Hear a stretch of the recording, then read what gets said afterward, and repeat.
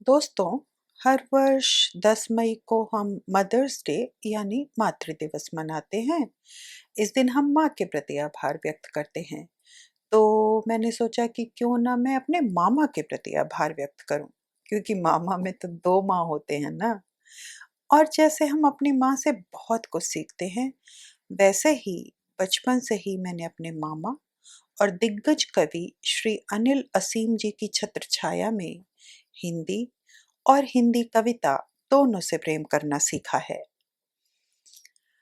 दुर्भाग्य से श्री अनिल असीम जी आज हमारे बीच नहीं हैं, परंतु अपनी कविताओं, गीतों, गज़लों और दोहों की इतनी बड़ी धरोहर हमें दे गए हैं कि लगता है जैसे अपने नाम के ही अनुरूप सभी सीमाओं से परे वायु की तरह अदृश्य रूप में वे हमारे बीच आज भी मौजूद हैं।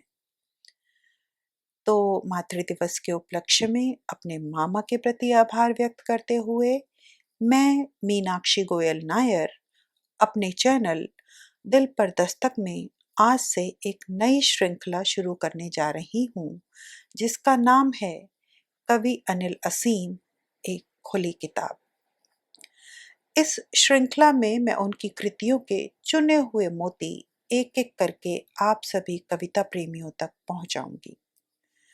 चूंकि इस श्रृंखला की पहली कड़ी आज मदर्स डे पर प्रस्तुत कर रही हूँ, इसलिए आज मैंने आपके लिए चुनी है उनकी गज़ल अम्मा। उनके प्रसिद्ध गज़ल संग्रह गज़ल अधूरी है से। मुझे याद है कैसे ये गज़ल पढ़ते वक्त अनिल असीम जी के केवल शब्द ही नहीं, उनका पूरा रोम रोम अपनी माँ की ममता में भीगा सा प्रतीत होता था। और आज ये गज़ल पढ़ते वक्त मेरे सामने उभरती है अपने मामा की माँ, अपनी माँ की माँ यानी अपनी नानी की मुखाकृति, जो त्याग और तपस्या का प्रतिरूप थी।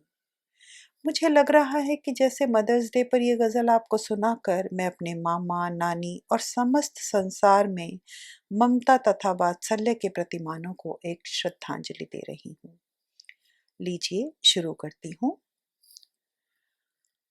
अम्मा के थे 4 धर्म, अम्मा के थे 4 धर्म, फर्ज दुआ और प्यार करम। त्याग तपस्या आंसू का माँ थी एक पावन संगम। माँ का आंचल लगता था ममता मेहनत का परचम। छीन लिया करती थी माँ मुझसे मेरे सारे गम। माँ की फूंक सुखाती थी जख्म हमारे बिन मरहम। अम्मा ही वो गठरी थी जिसमें बंधकर खुश थे हम। हमको रोज सुलाती थी माँ की थपकी की सरगम। सिर पर हाथ फिराकर माँ चिंता कर देती थी कम। अम्मा की आंखें अक्सर गुस्से में होती थी नम। काम दुआ का करती थी अम्मा की गाली हरदम। खर्च जिसे करते थे सब माँ थी ऐसी एक रकम।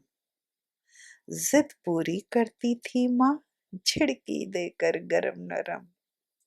माँ मुस्काया करती थी देख हमारे रोज उधम।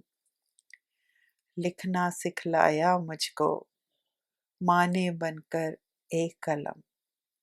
देखिए, एक कवि इससे बड़ी श्रद्धांजलि अपनी माँ को क्या दे सकता है कि वो कह रहा है, लिखना सिखलाया मुझको माँ ने बनकर एक कलम। माँ खुद ही एक कलम हो गई।